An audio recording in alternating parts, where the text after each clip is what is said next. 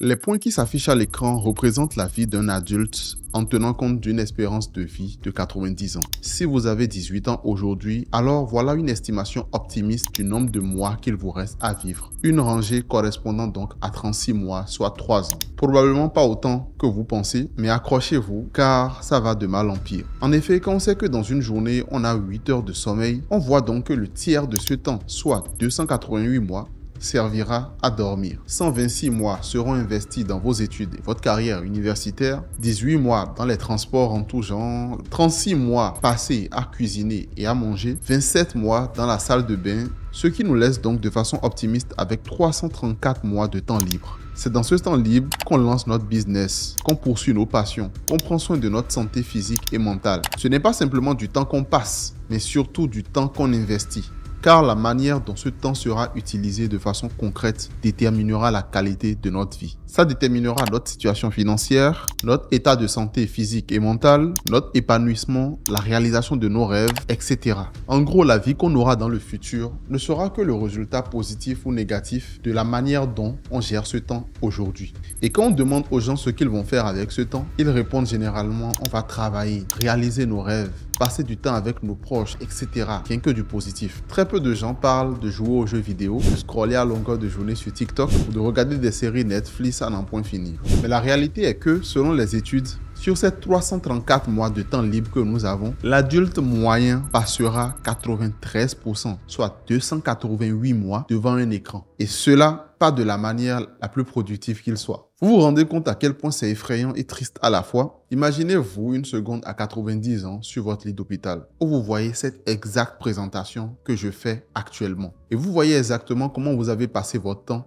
à partir de vos 18 ans. Pensez à tout ce que vous aurez pu accomplir, mais que vous n'avez pas fait simplement parce que vous étiez distrait. Personnellement, quand j'y pense, moi, ça me fait froid dans le dos parce que j'ai beaucoup de choses à accomplir dans ma vie et je n'aimerais pas me retrouver à cet âge-là avec des regrets. Et je pense que si vous aussi, vous me suivez sur cette chaîne, vous avez ce désir profond de faire réellement quelque chose de significatif avec votre vie. Et donc, imaginez 90 ans, on est ce genre de regret-là. Je pense que c'est quelque chose qui vous fera aussi froid dans le dos. 288 mois, ça fait littéralement 26 ans passés devant un écran, scotché comme ça. J'ai fait les calculs et si on étale ça sur les 72 ans qu'on a à vivre de 18 ans à 90 ans, ça fait une moyenne de 8h30 par jour devant les écrans. Et rassurez-vous, ça nous arrive à tous. Alors, il est vrai que le temps de 8h30 par jour n'est pas simplement celui qui est passé devant le téléphone, c'est aussi celui qui est passé devant l'ordinateur, Netflix, etc. Et je parle très bien de temps non productif. Ce n'est pas le temps que vous utilisez pour travailler, c'est simplement le temps que vous utilisez pour vous distraire. Selon les experts, 2 heures par jour de distraction devant les écrans, hors travail, etc. C'est quelque chose de très grave qu'il faut chercher à résoudre immédiatement. Et juste pour savoir où vous en êtes, j'aimerais que vous mettiez pause à cette vidéo et que vous allez dans les paramètres de votre téléphone pour connaître réellement votre temps d'écran. Connaître le temps que vous passez en moyenne sur votre téléphone tous les jours. Si tu as un iPhone, c'est temps d'écran. Si tu as un Android, tu vas dans les paramètres et puis tu cherches bien-être numérique. J'attends. C'est bon? Si tu l'as fait, c'est bien. Je t'invite à le partager avec nous dans les commentaires. Mon temps d'écran est si. J'aimerais le réduire à tel. Partage-nous ça dans les commentaires. Ce serait très bien. Ce serait un bon début déjà pour guérir cette addiction. Mais je parie que très peu de gens sont en dessous de 2 heures de temps. Et je ne vous juge pas. Moi-même qui vous parle, avant d'en prendre conscience, j'étais à près de 5 heures de temps par jour sur mon téléphone. La dernière fois, j'étais à un meet-up à Lomé et il y avait un jeune qui était jusqu'à 12 heures par jour sur son téléphone. Tout ça sur Snapchat. Et s'il était créateur de contenu, ça se comprendrait. Mais non, il consomme juste du contenu. Ça fait littéralement la moitié de la journée qu'il passait en moyenne sur Snapchat, sur son téléphone. C'est même plus que les 8h30 dont on a parlé plus tôt. Ne soyez pas dur envers vous-même. Ne vous prenez pas pour quelqu'un d'accro ou bien quelqu'un qui n'arrive pas à se contrôler, simplement parce que vous ne saviez pas. Le plus important, c'est d'en prendre conscience. Donc ne soyez pas dur envers vous-même. Partagez, soyez transparent avec ça et c'est comme ça que vous pourrez réellement changer les choses. Donc déjà, je présente mes sincères félicitations à tous ceux qui l'ont fait, mais je tiens à vous rassurer, peu importe votre score actuel, ce n'est pas de votre faute. En fait, nous sommes victimes d'un énorme complot qui ne dit même pas son nom. En fait, les temps ont changé et les géants du monde actuel l'ont compris et en profitent. Le 20e siècle dernier, c'était le siècle du pétrole. Ceux qui ont réellement fait fortune dans le siècle dernier, c'était ceux qui étaient dans l'industrie du pétrole. Le 21e siècle actuel, c'est le siècle de l'attention. L'économie a vraiment changé. L'économie est passée de l'économie du pétrole à l'économie de l'attention. Attention is the new oil, comme le disent les Américains. L'attention est l'or ou le pétrole du 21e siècle. Et ça, les grandes entreprises l'ont compris et l'exploitent à fond. Celui qui arrive à capter l'attention et à le garder pourra littéralement s'en mettre plein les poches. Et pour être honnête avec vous, c'est comme ça que nous, les e-commerçants aussi, nous arrivons à nous en mettre plein les poches. En effet, nous faisons nos publicités sur des plateformes qui retiennent l'attention des gens et ces gens-là viennent acheter nos produits. C'est comme ça qu'on gagne naturellement de l'argent. Donc, vous pouvez l'exploiter comme vous pouvez en être victime. C'est vous qui choisissez. Mais de toute façon, ceux qui sont les plus mafieux dans l'histoire et qui gagnent le plus d'argent, ce sont justement ces réseaux sociaux-là. Mais on peut se dire que les réseaux sociaux sont gratuits. Les gens ne payent pas pour aller sur les réseaux sociaux. Donc, comment alors ces réseaux sociaux-là font pour gagner de l'argent? Pour répondre à cette question, je vais vous expliquer ça en vous racontant une petite histoire. Imaginons un réseau social comme Facebook, par exemple, comme une salle, d'accord? Une grande salle dans laquelle les gens viennent,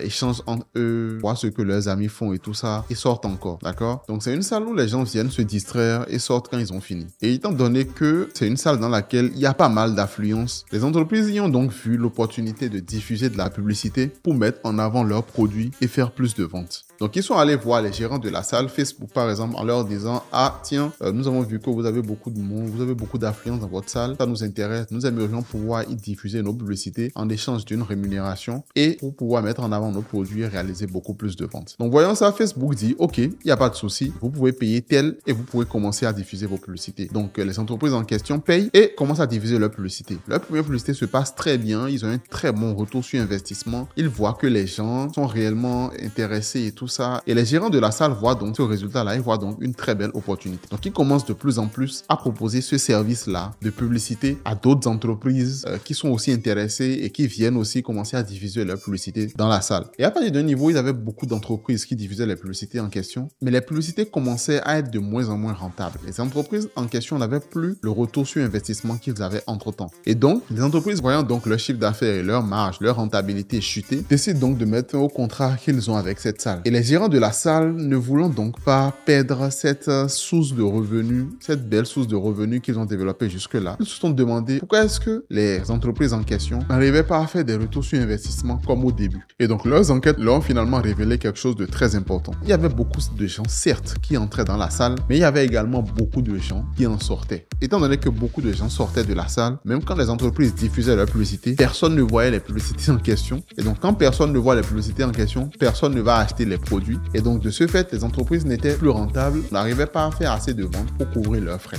Dans leur recherche, les gérants de la salle ont compris que la raison pour laquelle les gens quittaient rapidement la salle, c'était à cause de l'ennui. À un niveau, ils avaient fini ce qu'ils avaient à faire, ils avaient fini de discuter avec leurs amis, leurs proches, etc. Et donc, s'ennuyant dans la salle, ils doivent sortir pour aller faire autre chose. Les gérants de la salle ont donc compris que l'ennui était le principal problème et donc il faut résoudre le problème de l'ennui. Pour ce faire, ils ont donc décidé d'inviter des créateurs en tout genre, des artistes, des humoristes, des casseurs de papous, etc., etc. pour que ces gens-là viennent maintenant dans la salle divertir davantage les usagers. Et c'est ça que Facebook ou plusieurs plateformes, plusieurs réseaux sociaux ont mis en place à travers la monétisation. Les personnes qui divertissent le mieux le public sont les plus rémunérés. Les personnes qui maintiennent le plus possible les usagers sur la plateforme sont les mieux rémunérés. Et c'est la raison pour laquelle la plupart des artistes, la plupart des influenceurs sont sur les réseaux sociaux parce qu'ils sont très bien rémunérés, parce qu'ils permettent au réseau social en question de maintenir beaucoup de gens sur la plateforme.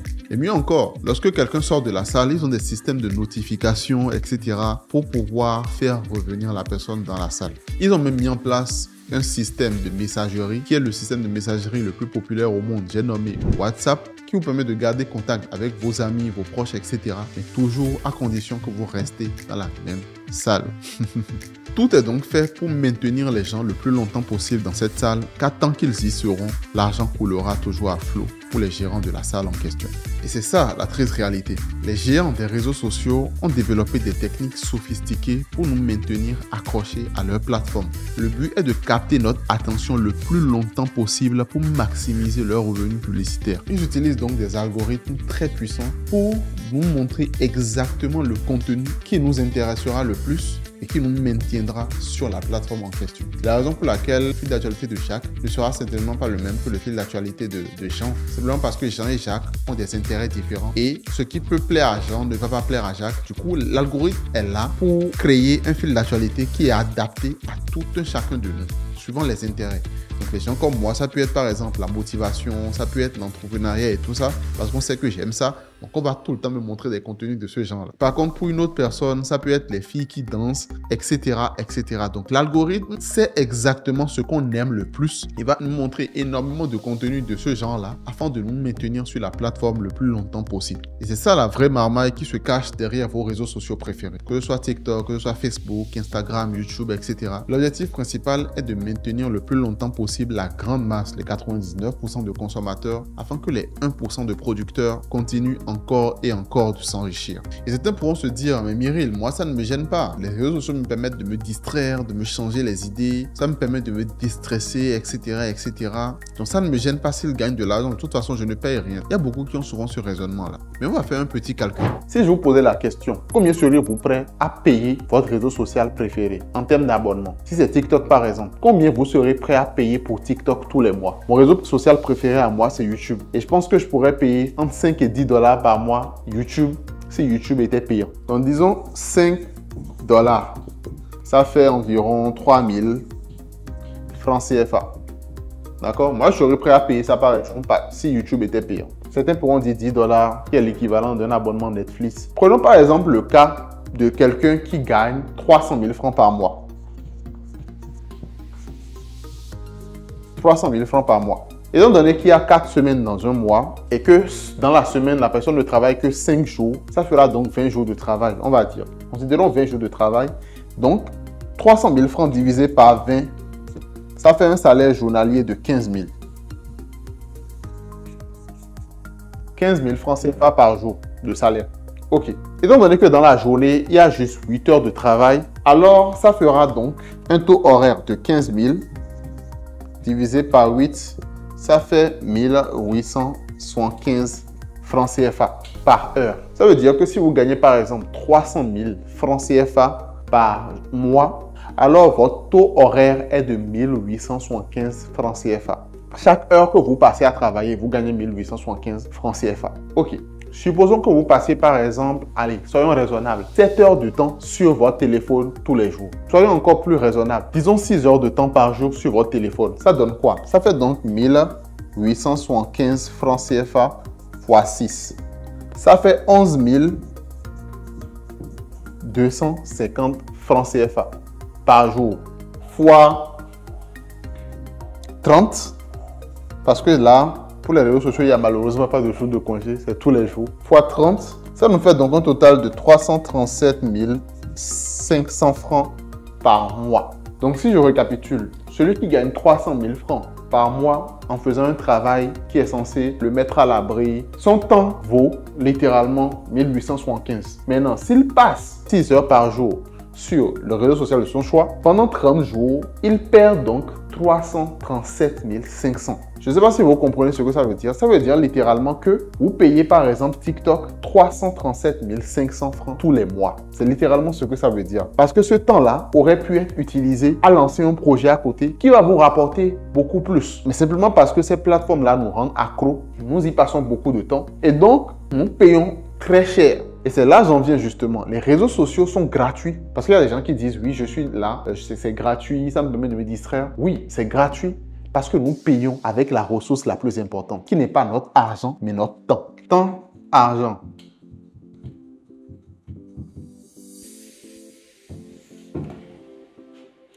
Le temps, c'est la ressource la plus importante qu'on a et la manière dont on l'utilise détermine notre vie. Comment pensez-vous donc allouer votre temps? Honnêtement, si vous êtes dans une situation aujourd'hui qui ne vous intéresse pas, qui ne vous plaît pas, votre temps doit être alloué à développer des business, à développer des projets, à travailler sur des projets qui plus tard vous rendront libre financièrement. Vous ne devez pas gaspiller ce temps précieux-là que vous avez en restant sur les réseaux sociaux. Ça vous fait perdre littéralement de l'argent. Et là, même ça vous fait perdre même beaucoup plus que votre salaire. Imaginons donc, parce que je sais que mon audience est composée aussi de beaucoup d'entrepreneurs. Donc, imaginons donc aussi les entrepreneurs qui gagnent 1 million par mois. Ils payent beaucoup plus TikTok parce que ce temps-là leur permettra d'aller beaucoup plus loin, d'aller à 10, 20 millions. Mais la distraction les empêche malheureusement. régulièrement. Je ne le dis pas pour vous juger parce que moi-même, je ne suis pas parfait. Comme je vous l'ai dit, avant d'en prendre conscience, j'étais à près de 5 heures de temps par jour. Et c'est ce que je voulais rapidement partager avec vous devant le tableau. Donc vous voyez, j'ai sorti le tableau pour vous montrer concrètement des choses. Donc nous voyons bien que nous surpayons ces plateformes-là qui sont censées nous distraire parce qu'on les paye avec notre temps. Et si vous êtes un entrepreneur aujourd'hui, si vous êtes quelqu'un de très ambitieux, vous savez que votre temps est très important. Et donc il est très important que vous ne l'utilisiez pas pour faire n'importe quoi, mais que vous l'utilisiez à bon escient dans des projets concrets qui vont permettre de changer votre situation ou d'accomplir ce que vous voulez accomplir tôt ou tard. 6 heures du temps par jour sur 30 jours pour quelqu'un qui passe son temps sur les réseaux sociaux, quelqu'un qui gagne un salaire de 300 000 francs, ça fait littéralement 337 500. Au début, je vous avais demandé combien vous serez prêt à payer. 5 $, 10 $. On est d'accord que personne ne serait prêt à payer 337 000 francs tous les mois. Plus que son salaire même pour des BRS sur TikTok. Pour le dernier papo du général Makosso, on est parfaitement d'accord. Ça veut dire qu'on paye beaucoup plus que prévu. On ne paye pas avec notre argent, certes. On paye avec notre temps. Ce temps passé devant les écrans crée une certaine addiction. Comme je vous l'ai dit, ces plateformes sont en train de nous transformer en des accros, des drogués bienveillants, on va dire. Parce que notre addiction ne va pas faire en sorte qu'on va se mettre à faire des trucs bizarres comme l'addiction à la cocaïne, mais ça reste quand même une addiction. Et donc, ces plateformes-là, que ce soit Facebook, Snapchat, Instagram, TikTok, etc., utilisent les mêmes circuits neuronaux que la cocaïne, par exemple, ou les machines à sous, pour nous inciter à utiliser encore et encore leur produit. Et honnêtement, passer plus de 288 mois scotché devant un écran ne vous apportera rien d'autre que la dépression, le stress, l'anxiété, etc. Aujourd'hui, on ne considère pas ça encore comme une maladie. Et nous sommes d'ailleurs la première génération. Je suis sûr que d'ici quelques décennies, il y aura des maladies spécifiques qui seront découvertes par rapport à ceux qui passent beaucoup de temps devant les réseaux sociaux. Cette maladie-là ne seront peut-être jamais déclarées parce que ces grands géants-là ont la main partout et donc ils peuvent toujours cacher ça et garder les gens dans l'addiction en fait. Et si pour vous, tout ça, vous ne me croyez pas, ça allait tirer par les cheveux, qu'est-ce que vous direz de l'avis d'un expert? Et pas de n'importe lequel, hein, un vrai expert, c'est-à-dire celui à cause de qui aujourd'hui vous utilisez peut-être Facebook. En fait, c'est l'avis de Shamat Palihapitiya, j'espère que j'ai bien prononcé son nom. C'est l'un des premiers responsables, User Growth. Donc, User Growth, ça veut dire croissance des utilisateurs. Donc, dans les startups, en fait, il y a toujours un responsable qui est chargé, en fait, de faire en sorte que le produit, le service, le logiciel, l'application proposée par la startup aille toucher beaucoup plus d'utilisateurs, ramener de plus en plus d'utilisateurs, en fait, sur la plateforme. Donc, c'est lui qui était responsable de ça. Actuellement, il a démissionné, il n'est plus à ce service-là, il n'est plus à ce poste-là. Mais on lui a posé donc la question dans une interview et il a répondu, je cite, « Je me sens profondément coupable ». Je mettrai sûrement le lien de l'interview dans la description. Il disait qu'ils ont fait un très bon travail sur Facebook parce que lui, il était dans les années 2010 par là. C'est sûrement grâce à lui que Facebook a atteint 1 milliard d'utilisateurs. Il a dit qu'ils ont fait un très bon travail, mais qu'ils ont fait mine d'ignorer les conséquences. Ils savaient en eux-mêmes cette psychose-là que ça allait créer dans le monde, mais qu'ils étaient tellement attirés par l'argent qu'ils ont fait mine de faire comme si rien de grave n'allait arriver par la suite et qu'aujourd'hui, ils le regrettent vraiment. Il disait qu'ils ont tellement rendu de gens accros que les gens se sentent vides à chaque fois qu'ils ne sont pas dans leur fil d'actualité, à chaque fois qu'ils ne sont pas dans l'application Facebook. Et il y a tellement de gens aujourd'hui comme ça que vous connaissez, ou peut-être même vous-même qui regardez cette vidéo. Il disait qu'il est très heureux et très content de tout ce qu'il a pu accomplir à Facebook, mais qu'aujourd'hui, il n'utilise pas du tout Facebook. Que si on regarde son feed Facebook, il a juste posté 2 fois en 7 ans, donc il ne l'utilise pas du tout. Il ne laisse pas ses propres enfants l'utiliser et que c'est tout ce qu'il peut faire aujourd'hui à son échelle. Il a gagné beaucoup d'argent grâce à ça. Il prend cet argent-là, il le réinvestit dans d'autres projets qui ont beaucoup plus de sens pour lui aujourd'hui.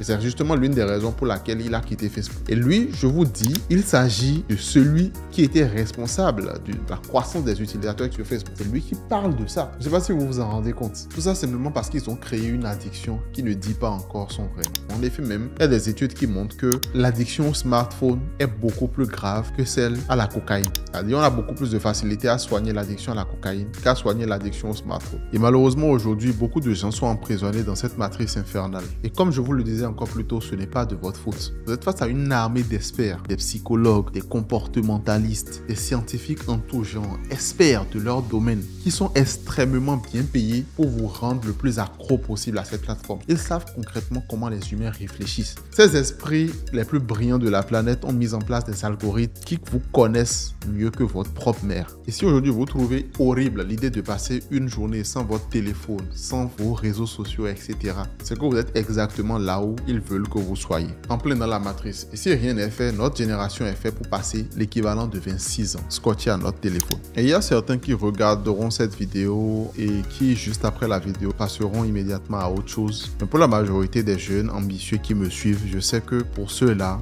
une vie de zombie digital n'est pas une option. Donc comment donc faire pour sortir définitivement de cette vie-là, reprendre sa vie en main et avancer convenablement en direction de ses objectifs? La première option, c'est la résistance. La première option qui s'offre aux gens, c'est je vais résister. Ah, t'inquiète, je sais me contrôler. Je vais réduire mon temps d'utilisation. Je ne vais plus trop passer du temps sur mes réseaux. Et comme je vous le disais plus tôt, l'addiction au smartphone est beaucoup plus dangereuse que l'addiction à la cocaïne. C'est quasi impossible de supprimer une addiction uniquement grâce à la volonté. Les accros à la cocaïne, à la cigarette voient concrètement le mal que ça fait dans leur vie. Et croyez-moi, ils ont réellement envie d'en sortir. Ils ont réellement envie de changer. Mais malheureusement, ils ne le font pas. Très peu y arrivent. Donc la volonté seule ne suffit pas. Les habitudes sont déjà en vous et votre volonté uniquement ne pourra pas vous en défaire. La deuxième option, c'est de supprimer drastiquement tous ces réseaux-là. Le fait de supprimer drastiquement peut vous mettre dans un certain univers. Ça peut vous mettre dans un certain mood pour un certain temps. Mais ce que ça va faire, c'est que ça va créer une dette. Si rien d'autre n'est fait en plus de ça, ça va créer une dette. Et si bien que vous serez impatient d'y revenir. C'est pour ça que vous ne pouvez pas quitter une addiction en tournant juste le dos et en repartant comme si de rien n'était. Ça ne marche pas non plus. Il y a donc la troisième option qui est l'option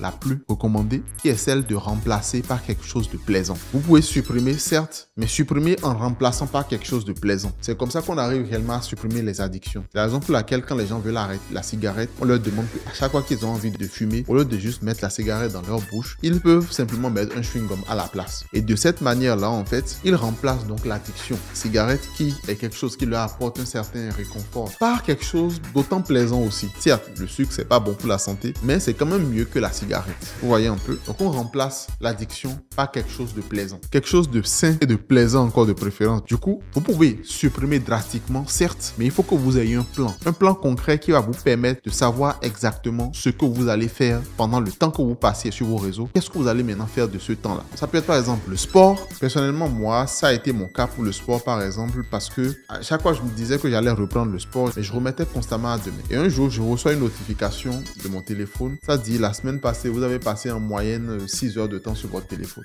Je me dis mais ok, c'est vrai que je travaille en partie avec mon téléphone et tout ça, mais ça veut pas dire que j'étais 6 heures de productivité quoi. Et c'est là que je me suis rendu compte que dans ces 6 heures-là, si je pouvais dégager simplement 2 heures de temps par jour, ça me permettra de travailler davantage ma forme physique. Ça me permettra de faire quelque chose de sain et de mieux pour ma santé que simplement rester sur les réseaux sociaux à scroller. Donc j'ai remplacé cette addiction-là que j'avais par le sport. Et ça a très bien marché. J'ai également remplacé ça par la lecture. Récemment, j'étais avec un coach, un thérapeute qui m'a conseillé par exemple d'arrêter tous mes écrans à 21h30. Et j'ai 1 heure de lecture devant moi. Donc de 21h30 à 22h30, je ne fais que lire. Et ça aussi, c'est quelque chose de sain et de plaisant pour moi parce que ça me permet d'apprendre de nouvelles choses, ce que j'adore faire. Ça me permet aussi de me coucher tôt. Là, à 22h30, extinction des feux, je suis au lit et voilà, je me réveille avec une énergie comme je ne l'ai jamais eu auparavant. Donc, vous supprimez l'addiction et vous remplacez par quelque chose de plaisant. D'accord? Il faut juste pas que ce soit quelque chose qui va vous attirer du côté sombre.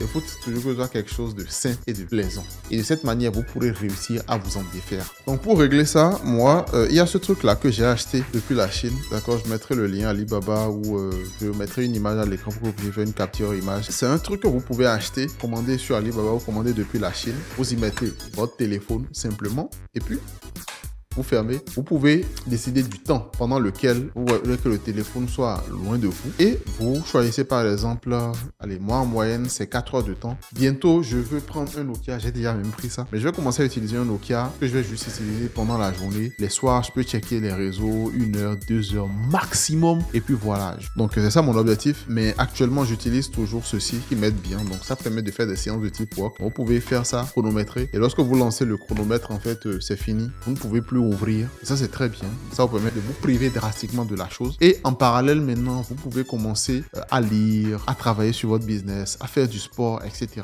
Et je vous assure que vous allez vous rendre compte du bien que ça fait et de revenir à notre état naturel, à notre état primitif, en contact avec la nature, en contact avec les personnes qu'on aime. Et c'est beaucoup mieux. Du coup, c'était mon message pour cette vidéo. C'est un sujet qui me tenait à cœur. Ça n'a pas rapport avec l'e-commerce et tout ça. Mais je pense que notre génération se perd de plus en plus aujourd'hui. Je sais que d'ici quelques années, ça ira de mal en pire. Et je veux au moins que ceux qui me suivent ici soient au courant de ça et qu'ils fassent quelque chose pour changer ça très tôt. Du coup, c'est le mot de fin pour cette vidéo. On se retrouve bientôt pour une nouvelle vidéo. La révolution en marche. Ciao.